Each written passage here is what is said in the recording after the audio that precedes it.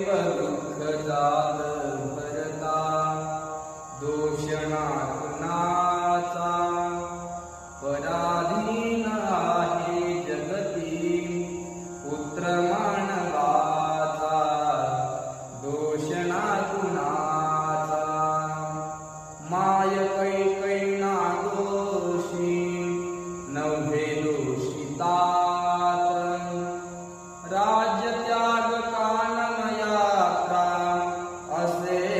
कर्मजात खेळ चाललासे माझ्या